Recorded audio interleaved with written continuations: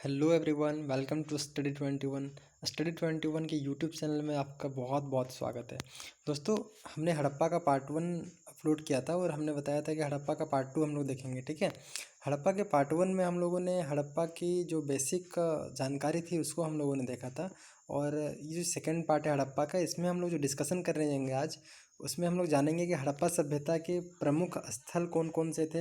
हड़प्पा, मोहनजोदड़ो, लोथल, कालीबंगा, ये सब जो भी स्थल है उसके बारे में आज हम लोग जानेंगे। और इसके साथ ही हड़प्पा सभ्यता की लिपि, जिसको अभी तक पढ़ा नहीं जा सका है, उसको हम लोग देखेंगे। और हड़प्पा की लिपि के साथ साथ ही हड़प्पा सभ्यता के जो सामाजिक जीवन था, हड़प्पा सभ्यता के लोगों का सोशल लाइफ को आज हम लोग देखेंगे। ठीक है, इसमें हम लोग डिस्कशन करेंगे। चलिए आगे बढ़ते हैं। और यहाँ से किसी भी कॉम्पिटिटिव एग्जाम में हड़प्पा सभ्यता का से अगर क्वेश्चन पूछा जाता है तो यहाँ से मोस्ट प्रोबेबली चांस होता है क्वेश्चन पूछा जाने का। ठीक है, क्वेश्चन किस टाइप का पूछा जाएगा वो भी हम आपको बताएंगे, तो बने रहिए हमारे साथ। चलिए आगे बढ़ते हैं, हम लोग देखते हैं। सबसे पहले शुरू करते हैं हड़प्पा सभ्यता के जो सबसे प्रमुख स्थल और सबसे पहले जो खोजा गया स्थल है वो है हम लोग का हड़प्पा। ठीक है, और हमने आपको पार्ट 1 इस वीडियो के पार्ट 1 में बताया था आपको कि हड़प्पा स्थल के कारण ही हड़प्पा सभ्यता नाम पड़ा था सिंधु घाटी सभ्यता की। ठीक है, क्योंकि सबसे पहले जो खोजा गया स्थल था वो कौन था?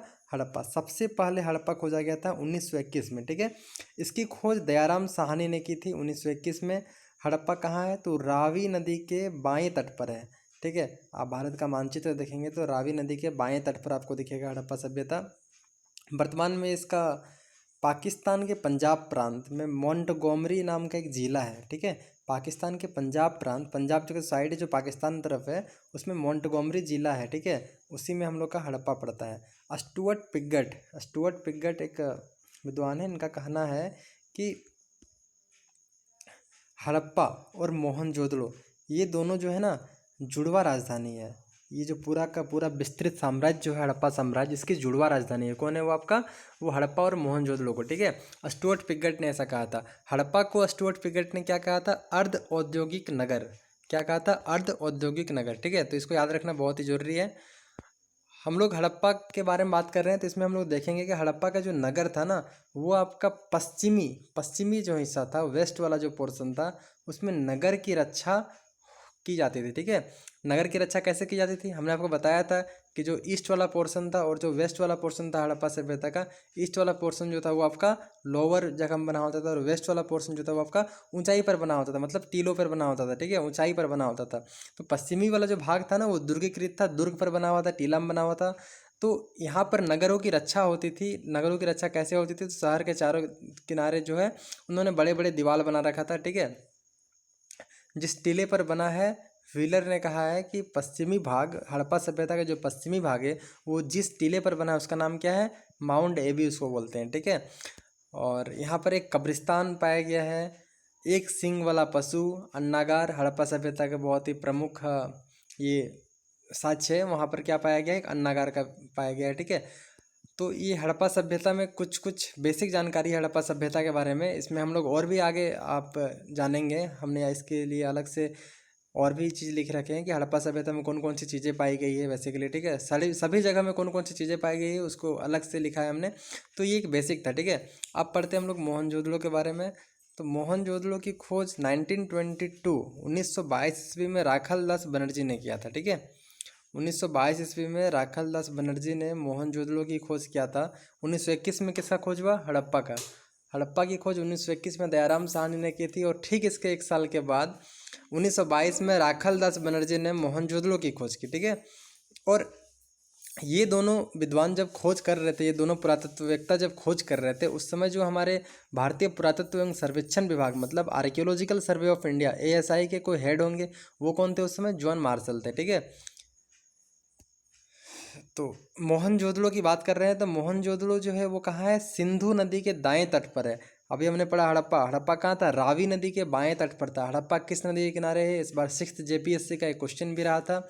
मोहनजोदड़ो सिंधु नदी के दाएं तट पर है। मोहनजोदड़ो है कहाँ? तो वो सिंध प्रांत के लरकाना जिले में है। ठीक है, सिंध प्रांत के लरकाना जिले में है। क्या मिला है यहाँ से? तो पशुपति शिव का मुहर पाया गया है जिसमें 6 जानवर दिखाए गए हैं। जानवर कितने दिखाए गए हैं? 6 दिखाए गए हैं। ये क्वेश्चन पूछता है, ये आपको कन्फ्यूजन करेगा, ध्यान दीजिए। 6 जानवर पाए गए हैं। लेकिन टोटल जानवर का स्पीसीज कितना है, कितना टाइप का जानवर है, तो वो 5 टाइप का जानवर है। एक चीता है, एक हाथी है, एक गेंडा है, एक भैंसा है और 2 हिरन है। तो टोटल जानवर में कितना होगा, 1 2 3 4 5 6 हो जाएगा, ठीक है।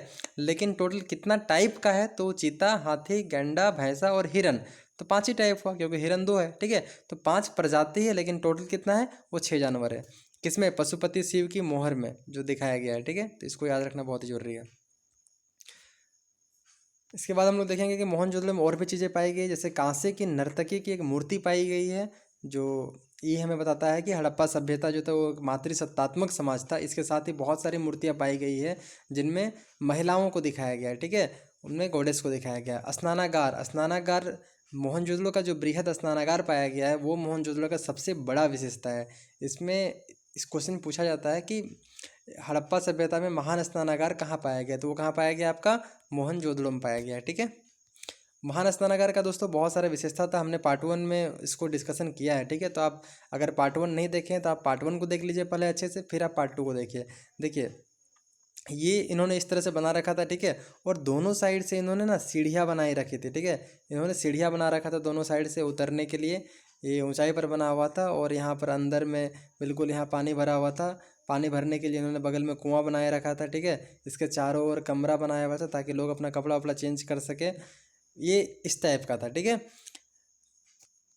इसी टाइप का था। तो आप इसको देख लीजिए। और बृहद स्नानागार हड़प्पा सभ्यता का नहीं, मोहनजोदड़ो का, हड़प्पा सभ्यता का तो था ही, इसके साथ ही पूरी सभ्यता का हम लोग कह सकते हैं कि एक बहुत ही बड़ी विशेषता थी, ठीक है।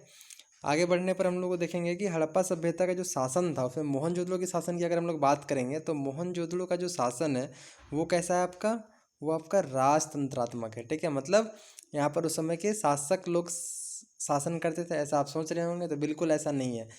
मोहनजोदड़ो आप सोच सकते हैं दोस्तों कि एक बहुत लगभग 1750 2750 बीसी की बात कर रहे हैं हम लोग, 2500 बीसी की बात कर रहे हैं। उस टाइम पे जो मोहनजोदड़ो का शासन था वो उस समय जनतंत्रात्मक था। जी हाँ, आज हम लोग बात करते हैं ना डेमोक्रेसी की, तो अब अभी जो हमारा भारत में लोकतंत्रात्मक सरकार है, उस समय हड़प्पा सभ्यता के मोहनजोदड़ो में क्या था, राजतंत्रात्मक नहीं था, राजा का शासन नहीं चलता था। उस समय कैसा था, जनतंत्रात्मक था। अब बोलेंगे आप कि मैं ये कैसे यकीन कर लूँगा, तो भाई मैं भी कैसे यकीन कर लूँ, क्योंकि पूरी की पूरी जो हमारे इतिहास है वो तो साक्ष्यों पर दफन है। लोगों ने जो चीज़ें, पुरातत्ववेत्ताओं ने जो चीज़ें खोद कर निकाली है उससे उन्होंने अनुमान लगाया है, ठीक है। दोस्तों मैं पहले ही बता देता हूँ आपको कि हड़प्पा सभ्यता जो है ना, ये एक प्रोटो हिस्ट्री में आता है, ये हिस्टोरिकल पीरियड में नहीं आता है, ठीक है। हिस्टोरिकल पीरियड और प्रोटो हिस्ट्री में क्या डिफरेंस है?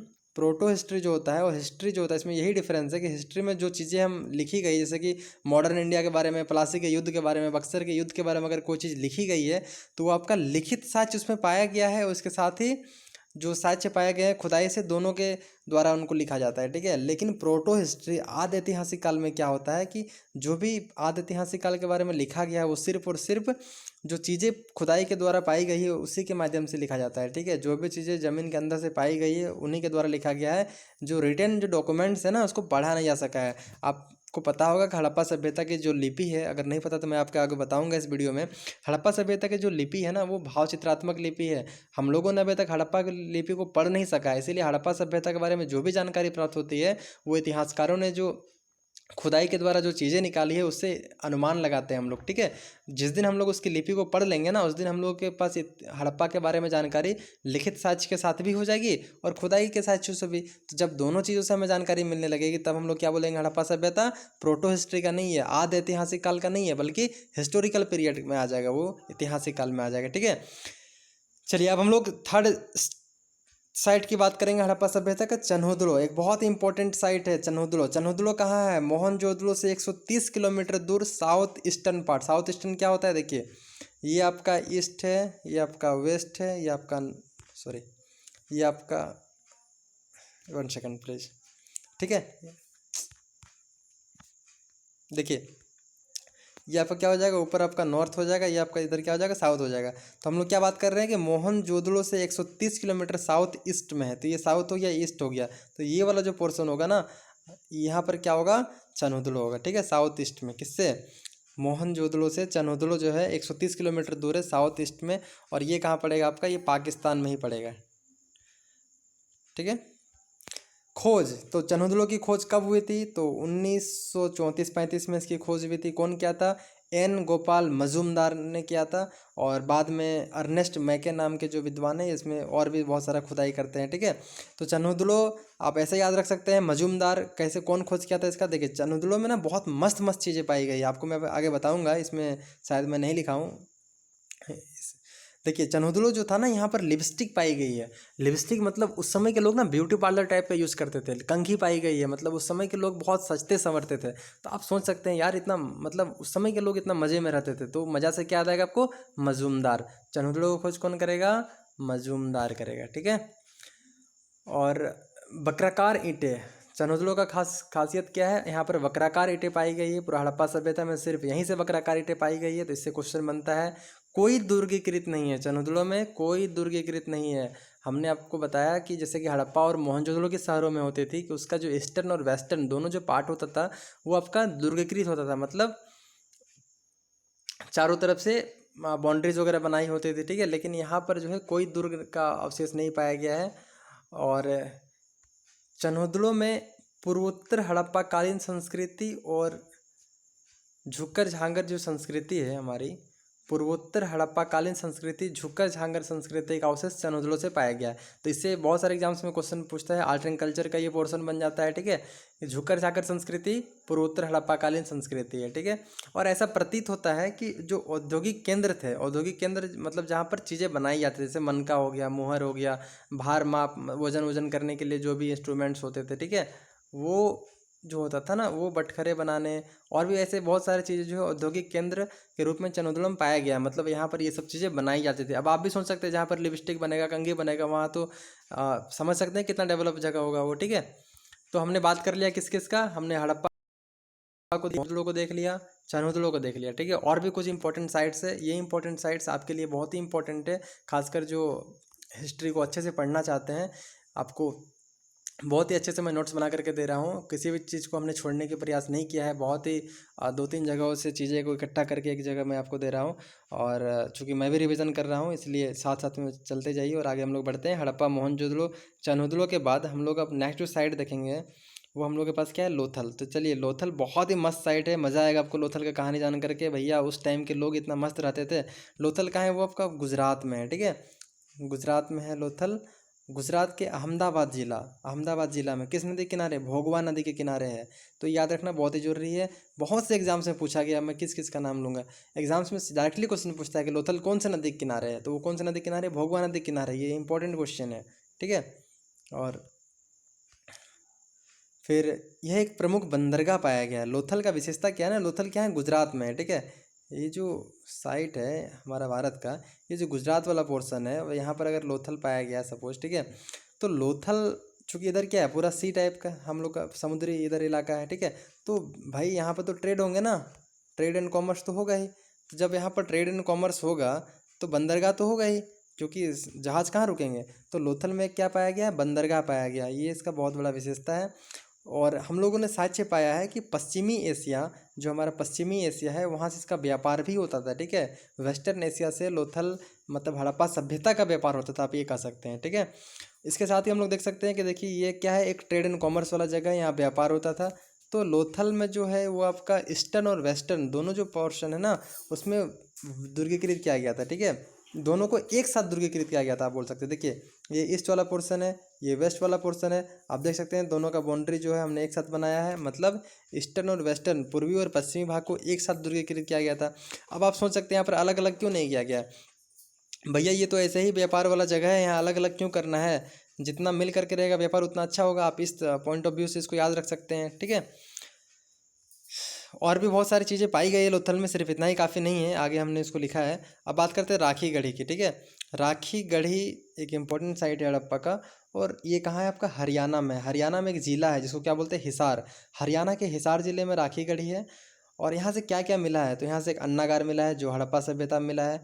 रक्षा प्राचीर के साक्ष्य, मतलब दीवार पाई गई है, चारों साइड बनाया गया था। आप सोच सकते हैं कि शायद उस टाइम के लोग अगल बगल के लड़ाइयों से बचने के लिए वैसा करते होंगे, ठीक है।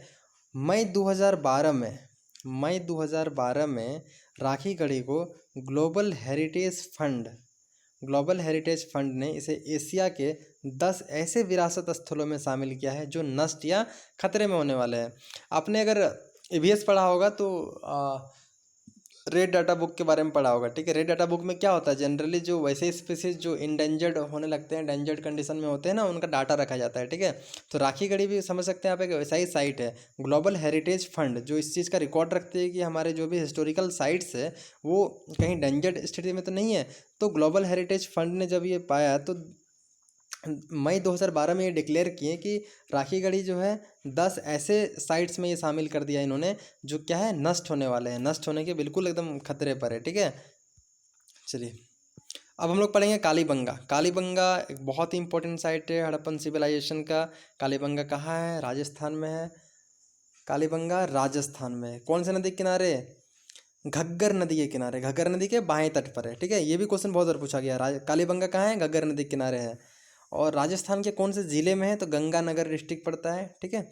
और यहाँ से जो क्वेश्चन बनता है ना आपका, 2-3 क्वेश्चन बहुत इंपॉर्टेंट बनता है। पहला क्वेश्चन तो आपका ये बनता है कालीबंगा कौन से नदी के किनारे है, तो आप उसमें क्या मारिए, घग्गर नदी के किनारे है। कालीबंगा का अर्थ क्या होता है, ये बहुत इंपॉर्टेंट है, ठीक है। तो कालीबंगा का अर्थ क्या होता है, काले रंग की चूड़ियाँ, काले रंग की चूड़ियाँ।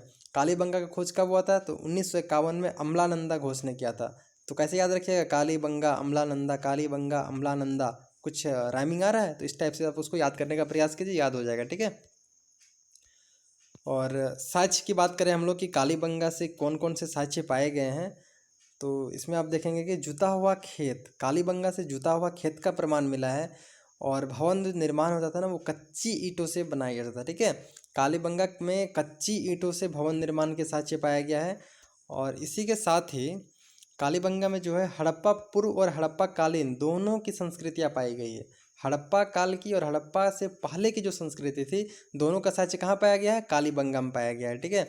अब बात करते हैं शवों का, कि शव के अंतिम संस्कार का कुछ साक्ष्य पाया गया है कालीबंगा में। और वो कौन कौन सा प्रोसेस था, 3 टाइप से उस समय के लोग जो है ना शव को दाह संस्कार करते थे, अंतिम संस्कार करते थे। जैसे पहला क्या आपका समाधिकरण, दूसरा क्या आपका आंशिक समाधिकरण, तीसरा क्या है दाह संस्कार। मतलब आप बोल सकते हैं कि पहले इन्होंने दफना दिया, समाधि बना दिया उसका, ठीक है। दूसरा आंशिक समाधिकरण, मतलब कुछ जलाया और कुछ पार्ट को क्या किया, पूरा नहीं जला पाया तो उन्होंने उसको दफना दिया, ठीक है। और तीसरा क्या था फिर दाह संस्कार। दाह संस्कार मतलब जो अभी हम लोग वर्तमान में करते हैं, ठीक है। तो उस समय अंतिम संस्कार शवों को करने का क्या था, 3 मेथड था, ठीक है। तो आप इसको याद रखेंगे। अब हम लोग बात करेंगे दूसरी इंपॉर्टेंट साइट का, जो क्या है बनावली। बनावली कहाँ है आपका, हरियाणा में है।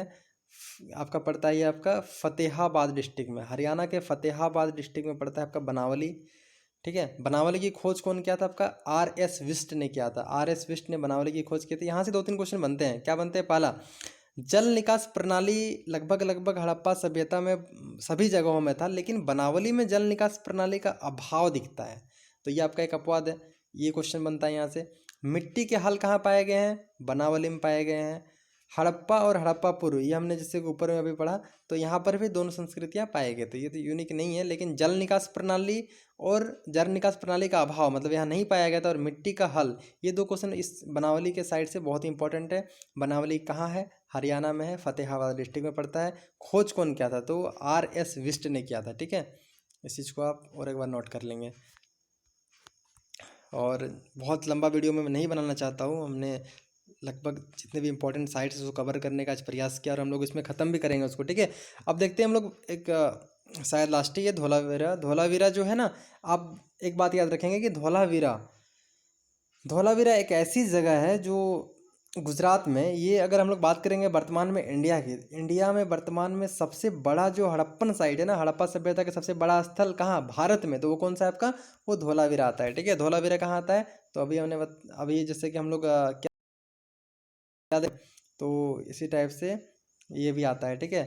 धोलावीरा भी आता है। धोलावीरा इंडिया में सबसे बड़ा हड़प्पाकालीन स्थल है। ये आपका कहाँ है, गुजरात में कच्छ जिला, गुजरात में कच्छ जिला में इसका खोज 1967 में JP जोशी ने किया था, ठीक है। और यहाँ से कौन कौन से साक्ष्य पाए गए हैं, यूनिक क्या है, क्वेश्चन क्या बनता है, हम लोग उसको देखने का प्रयास करेंगे, क्योंकि हम लोगों को क्वेश्चन एग्जाम फेस करना है। और उसमें अगर हड़प्पा सभ्यता से एक भी क्वेश्चन आता है तो हमारा यह लक्ष्य होगा कि हमने हड़प्पा सभ्यता को इतनी अच्छी तरह से कवर किया है, इतनी मेहनत किया है, इतने नोट्स बनाया है कि वो क्वेश्चन ना छूटे, ठीक है।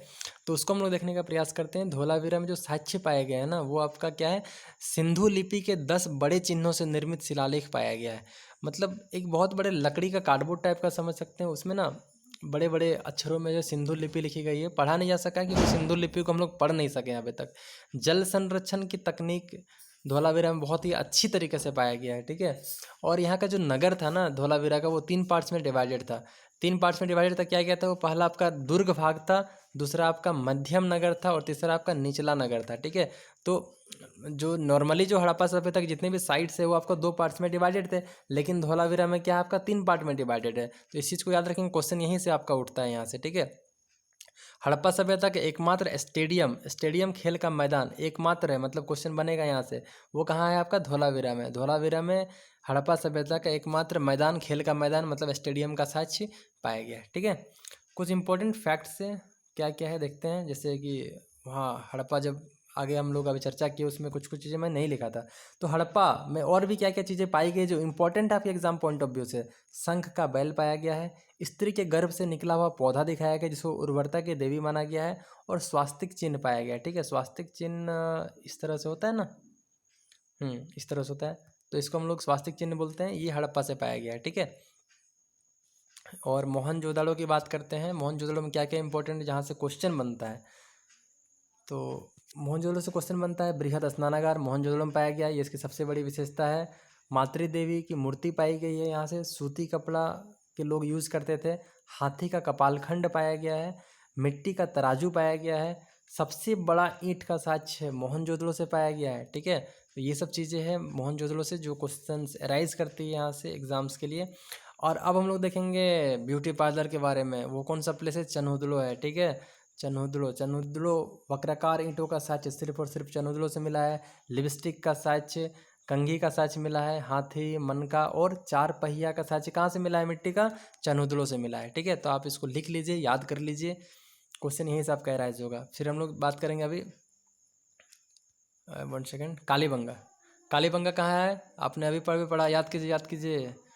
चलिए, कालीबंगा राजस्थान में पड़ रहा था, घग्गर नदी के किनारे। कालीबंगा में जूता हुआ खेत का साक्ष्य पाया गया है, चूड़ियाँ पाई गई है, सिलबट्टा पाया गया है, बेलनाकार मोहरें पाई गई और मिट्टी का खिलौना पाया गया है, ठीक है। लोथल गुजरात में था, यहाँ से बंदरगाह पाया गया है। धान और बाजरा जैसे फसलों के और भी बहुत सारे फसल पाए गए हैं दोस्तों। मैं कुछ का नाम ले रहा हूँ जो इंपॉर्टेंट है, मैंने आपको पहले ही बताया, जो आपके एग्जाम पॉइंट ऑफ व्यू से इंपॉर्टेंट है, जहाँ से क्वेश्चन अराइज होता है, उसको हम लोग डिस्कशन कर रहे हैं, ठीक है। लोथल से फारस की मुहर पाई गई है। फारस की मुहर पाने का मतलब क्या हो गया कि जो हड़प्पा सभ्यता के लोग थे वो विदेशों से व्यापार करते थे, फारस से व्यापार करते थे, ये बताता है। क्योंकि अगर इंडिया में अगर चाइना का करेंसी मिलता है, इसका मतलब क्या हुआ कि इंडिया के लोग कहीं ना कहीं चाइना के लोगों से अटैच थे, ठीक है। तो उसी तरह से लोथल में फारस का मुहर पाया गया, उस समय मुहर ही होता था। तो इसका मतलब हुआ कि लोथल के जो लोग हैं वो कहीं ना कहीं फारस के लोगों से जुड़े हुए थे, मतलब इनका जो संबंध था ना वो विदेशों से संबंध था, ठीक है। तो कितनी इंटरेस्टिंग बात है कि उस समय के लोग विदेशों से संबंध रखते थे, और हम और आप अभी 2-3 स्टेट नहीं घूम पाए इंडिया का ठीक है। और 3 युगल समाधियाँ पाई गई है जिनको एक साथ दफनाया गया है। मन का उद्योग पाया गया है लोथल, जो कि एक आप समझ सकते हैं लोथल एक इंडस्ट्रियल साइट है, तो यहाँ पर मन का उद्योग तो पाया जाएगा। मापक यंत्र, अब ट्रेड एंड कॉमर्स वाला जगह है, व्यापार करने वाला जगह है, तो मापक यंत्र तो होगा, है ना, मापने उपने का चीज़। सुरकोट, ये आपका घोड़ा का अस्थि पाया गया है। घोड़ा अभी तक हमने कहीं भी नहीं देखा है, तो ये इंपॉर्टेंट है। सुरकोटदा से घोड़ा का अस्थि, घोड़ा का हड्डी पाया गया है। कब्रगाह पाया गया है। बनावली, बनावली से खिलौने पाए गए हैं मिट्टी के, जो पाया गया है। बनावली से मिट्टी का हल भी पाया गया है, ये बात आपको ध्यान रहे, ठीक है। हम लोग लगभग लगभग इस चैप्टर के पार्ट 2 के एंड में हैं, तो पार्ट 2 के एंड में और कुछ हम लोग देख लेते हैं, जैसे कि कुछ स्थल है और वो कौन से नदी के किनारे है। आपका क्वेश्चन ना यहाँ से बहुत ज़्यादा अराइज होता है, हमने देखा है, तो उसको हम लोग थोड़ा सा अभी डिस्कशन करने का ट्राई करते हैं। जैसे कि हड़प्पा है, वो हड़प्पा रावी नदी के किनारे है। ये जेपीएससी में इस बार क्वेश्चन पूछा है और बहुत ही कॉम्पिटिटिव एग्जाम में पूछा है। मैं ट्राई करूँगा आपको एमसीक्यू, लेकिन एमसीक्यू क्यों कराऊँ? आपके पास बुक्स होंगे, लुसेंट्स का आप ऑब्जेक्टिव बुक देख सकते हैं, और जो पीसीएस का घटना चक्र का बुक आप देख सकते हैं। और अगर आप क्वेश्चन बैंक रखे होंगे पीसीएस का, सिविल सर्विस का, तो उसमें चैप्टर वाइज बनाया गया है, आप वहाँ पर देखिए। वहाँ डायरेक्टली तो नहीं मिलेगा लेकिन मिल जाएगा आपको, ठीक है। तो वहाँ पर चूंकि थोड़ा सा अलग टाइप का क्वेश्चन होता है, लेकिन आप जनरली पीसीएस में देख सकते हैं डायरेक्टली क्वेश्चन होता है यहाँ से। हड़प्पा कौन से नदी के किनारे है? रावी नदी के किनारे। मोहनजोदड़ो सिंधु नदी के किनारे। चन्हुदड़ो सिंधु नदी के किनारे। कालीबंगा घग्गर नदी के किनारे। कोट दीजिए सिंधु नदी के किनारे है। रंगपुर भादर नदी के किनारे है, सुरोपड़ सतलज नदी के किनारे है, लोथल भोगवा नदी के किनारे है। आलमगीरपुर कहाँ है? हिंडन नदी के किनारे है। सुतका गेंडोर कहाँ है? दासक नदी के किनारे है। बनावली सरस्वती नदी के किनारे है। धोलावीरा धोलावीरा का नदी तो नहीं जिक्र किया गया है, लेकिन कुछ जगहों की बात करते चलिए। किसकी खोज किसने की? तो हड़प्पा की खोज आपको पता है दयाराम साहनी ने 1921 में की थी। मोहनजोदड़ो की खोज राखालदास बनर्जी ने 1922 में की थी। चंदोद की खोज अर्नेस्ट मैके ने किया था। ठीक है। और कोटदीजी जैसे देख सकते हैं कि फनल अहमद खां ने किया था। रंगपुर एसआर राव ने किया था। रोपड़ को यगदत्त शर्मा ने किया था। लोथल को एसआर राव ने किया था। आलमगीरपुर को यगदत्त शर्मा किए। सुतका गेंडोर को आर.एल. स्टाइन ने किया। बनावली को आर.एस. विस्ट ने किया। धोलावीरा को जे.पी. जोशी और आर.एस. विस्ट ने मिलकर के किया। ठीक है। तो ये कुछ इंपॉर्टेंट्स थे। इसमें आपको जो याद रखना है बेसिकली वो कौन सा शहर कौन से नदी के किनारे था, ये बहुत इंपॉर्टेंट है। ठीक है। अब हम लोग अंतिम देखेंगे इसमें हड़प्पा सभ्यता की लिपि। हमने आपको अभी डिस्कशन किया था बीच में कि हड़प्पा सभ्यता की जो लिपि है उसको अभी तक पढ़ा नहीं जा सका है, और यही रीज़न है कि हड़प्पा सभ्यता जो है वो आपका प्रोटो हिस्ट्री में आता है। ठीक है। प्रोटो हिस्ट्री में आने का रीज़न क्या है? आदि ऐतिहासिक काल में कि अभी तक हड़प्पा सभ्यता को हम लोगों ने पढ़ नहीं सका है। जिस दिन हड़प्पा सभ्यता की लिपि को पढ़ लेंगे ना, उस दिन ये प्रोटो हिस्ट्री में नहीं बल्कि हिस्टोरिकल पीरियड में आ जाएगा। ठीक है। तो हड़प्पा की लिपि कैसी है? वो आपका भाव चित्रात्मक लिपि है। ठीक है। भाव चित्रात्मक लिपि है, मतलब चित्रों के द्वारा जो है ना चीज़ों को लिखा गया है, पिक्टोग्राफ के मीडियम से। ठीक है। और इसमें सबसे ज़्यादा जो हम लोगों ने पहचाना है वो क्या है? यू और मछली, ये दो लेटर जो है ना बहुत ज़्यादा यूज़ किए गए हैं चीज़ों को समझाने के लिए। उनकी जो स्क्रिप्ट होती थी ना वो दाएं से बाएं होती थी, राइट टू लेफ्ट होती थी। हम लोग कैसे लिखते हैं? ऐसे लिखते हैं ना, बाएं से दाएं लिखते हैं, इधर से इधर। वो लोग क्या करते थे? इधर से इधर लिखते थे, मतलब राइट टू लेफ्ट की ओर लिखते थे। ठीक है। और इसको क्या बोलते हैं? बूस्ट्रोफैडन शैली बोलते हैं सिस्टम को। ये जो राइट टू लेफ्ट लिखने का जो सिस्टम है ना, पद्धति है, इसको हम लोग क्या बोलते हैं? बूस्ट्रोफैडन कहते हैं। ठीक है। सबसे पुराना, सबसे पहले जो हड़प्पाई लिपि का जो साक्ष्य मिला है वो आपका 1853 में पाया गया है। ठीक है। तो ये याद रखिएगा। इसमें आपको याद रखना है कि चित्रात्मक लिपि थी, दाएं से बाईं ओर लिखी जाती थी। सबसे ज़्यादा कौन से लेटर पाए गए? अंतिम में हम लोग थोड़ा जिक्र करेंगे आज सोशल लाइफ का, और एक पार्ट उम्मीद है इसका बनेगा। बहुत ज़्यादा लंबा वीडियो मैं नहीं बनाना चाहता हूँ क्योंकि इससे प्रोडक्टिविटी कम हो जाएगा, आप एक्चुअली में उतना कर नहीं पाओगे। ठीक है। इसीलिए हम लोग देखते हैं, और सामाजिक जीवन को आज देख लेते हैं। बाकी आर्थिक धार्मिक क्या जीवन था उनका, उसको नेक्स्ट पार्ट में देखेंगे। और हम कोशिश करेंगे कि थर्ड पार्ट में जो हड़प्पा को पूरी तरह से ख़त्म कर दें, बिल्कुल पूरी तरह से, ताकि आपका एग्ज़ाम में एक भी क्वेश्चन ना छूटे। आप कहीं से भी मिला सकते हैं। अगर क्वेश्चन आपका कुछ छूट रहा है तो आप प्लीज़ कमेंट कीजिए, मैं नेक्स्ट वीडियोज़ में उसको ठीक करने का ट्राई करूँगा और अपने नोट्स को बेटर से बेटर बनाने का प्रयास करूँगा। ठीक है। हम लोग बात करते हैं सामाजिक जीवन की। ठीक है। Social life of Harappan people. तो किसी भी चीज़ के सामाजिक जीवन के बारे में पता कहाँ से चलेगा? अगर हमको जानना है अमेरिका के जो कॉमन पीपल है उसके बारे में जानने का, तो हमको अमेरिका जाना पड़ेगा, या तो किसी आदमी से पूछना पड़ेगा, या तो हमें कुछ ऐसे एविडेंसेस मिलने पड़ेंगे वहाँ के जिससे हम अनुमान लगा सकते हैं। तो चूँकि हमने तो पूरी की पूरी हड़प्पा सभ्यता का अनुमान लगाया है, जितने भी इतिहासकार जितने भी बुक देखते हैं आप, वो कहीं ना कहीं सब अनुमान लगा करके उन्होंने लिखा है। ठीक है। जो चीज़ें पाई गई ना उनके आधार पर लिखा है। तो सामाजिक जीवन हड़प्पा सभ्यता की जो सोशल लाइफ थी, उनको जानने का आधार क्या है, हम कैसे कर देंगे? तो जो प्राप्त अवशेष हुए ना खुदाई के द्वारा, जो चीज़ें पाई गई है, उससे हम लोग अनुमान लगाते हैं उनके सामाजिक जीवन के। ठीक है। और इसमें हम लोग को पता चलता है कि वो लोग परिवार में रहते थे। ऐसा नहीं कि कहीं भी अकेले अकेले सब रह लिए, वो लोग अपने परिवार में रहते थे। ठीक है। और भी बहुत सारी चीज़ें हैं उनकी सोशल लाइफ के बारे में जानने की, जैसे कि उनका समाज जो था वो कैसा था, मातृसत्तात्मक था या पितृसत्तात्मक था? तो उनका समाज कैसा था? मातृसत्तात्मक था। मातृसत्तात्मक था, ये आप कैसे कह सकते हैं? तो ये भी हमने अनुमान लगाया है। हमने क्या, इतिहासकारों ने अनुमान लगाया। इतिहासकारों का ऐसा कहना है, मेरा कुछ कहना नहीं है। ठीक है। मातृ देवी की पूजा की जाती थी, और मुहरों पर जो चित्र मिले हैं ना वो मैक्सिमम किसके मिले हैं? वो गॉडेस के मिले हैं। ठीक है। देवियों की पाई गई है। और इसी से ये अनुमान लगाया गया है कि हड़प्पा सभ्यता की जो है वो कहीं ना कहीं मातृसत्तात्मक समाज रही होगी। उस समय पुरुषों की अपेक्षा महिलाओं को समाज में ज़्यादा तवज्जो दिया गया होगा। ठीक है। चलिए बात करते हैं समाज में आर्थिक विषमता। मतलब समाज में, हर एक समाज में कहीं ना कहीं आर्थिक विषमता होती है। आज भी अगर हम और आप हैं तो कुछ लोग अमीर है, कुछ लोग गरीब है। लॉकडाउन की स्थिति है, कुछ लोग भूखे मर रहे हैं, कुछ लोग, मैं आपसे रिक्वेस्ट करना चाहूँगा कि अगर आपके अगल बगल में कोई दिखे ना तो प्लीज़ उनको खाना पीना खिला देना। यार हम ज़िंदगी भर उन्हें नहीं दे सकते हैं, आप एक दिन की ज़िंदगी उन्हें दे सकते हैं ना। बात करते हैं आर्थिक विषमता की, तो हड़प्पा सभ्यता में उस टाइम पर भी आर्थिक विषमता था। ये हमें पता कैसे चलता है, तो उस टाइम पर जो घर होते थे ना लोगों के, वो डिफरेंट डिफरेंट होते थे। किसी के घर बड़े होते थे, किसी के घर छोटे होते थे, ठीक है। तो ये आर्थिक विषमता है हड़प्पा सभ्यता की, जिससे हम लोगों को पता चलता है कि उस समय भी कहीं ना कहीं अमीरी और गरीबी का फासला रहा था, ठीक है। वो लोग जो कपड़ा पहनते थे, किसी के सामाजिक जीवन का मतलब क्या होता है, वो लोग क्या खाते थे, क्या पीते थे, उनका समाज कैसा था, उन लोगों का बेसिकली रहन सहन कैसा था, क्या पहनते थे, मनोरंजन का साधन क्या था, तो ये चीज़ें हुई किसी की सोशल लाइफ के बारे में जानने का, ठीक है। तो हड़प्पा सभ्यता के जो लोग थे, वो जो कपड़े पहनते थे ना, वो सूती और ऊनी दोनों टाइप के कपड़े पहनते थे। मनोरंजन के लिए क्या करते थे, तो चौपड़ हो गया, पासा हो गया, ये ऐसे खेल खेला करते थे। भोजन की बात करेंगे तो ये शाकाहारी और मांसाहारी दोनों थे, ठीक है। क्योंकि बहुत सारे जानवरों के साक्ष्य पाए गए हैं, पंछियों के साक्ष्य पाए गए हैं, जिससे इतिहासकारों ने यह अनुमान लगाया है कि वो लोग मांसाहारी भी रहे थे, वो लोग खाते भी थे चीज़ों को मार करके, ठीक है। तो हमने जिस तरह से चनुदड़ों में देखा, कहीं ना कहीं हड़प्पा सभ्यता भी पूरी की पूरी, अब चनुदड़ो जब हड़प्पा सभ्यता से बिलोंग्स करता है तो पूरी की पूरी सभ्यता के बारे में बात कर रहे हैं, तो कहीं ना कहीं हम इसकी श्रृंगार और सुंदरता के बारे में भी बात करेंगे, ठीक है। श्रृंगार और सुंदरता के बारे में बात करेंगे तो हम लोग देखेंगे कि आभूषण जो है ना, पहनने का शौक स्त्री और पुरुष ये दोनों को था हड़प्पा सभ्यता में। हड़प्पा सभ्यता में स्त्री और पुरुष दोनों ही आभूषण के शौकीन थे, दोनों ही पहनते थे। हड़प्पा सभ्यता में चनुदड़ों के बारे में मैंने आपको बताया कि वहाँ के लोग लिपस्टिक, कंघी वगैरह यूज़ करते थे, ठीक है, ब्यूटी पार्लर टाइप का।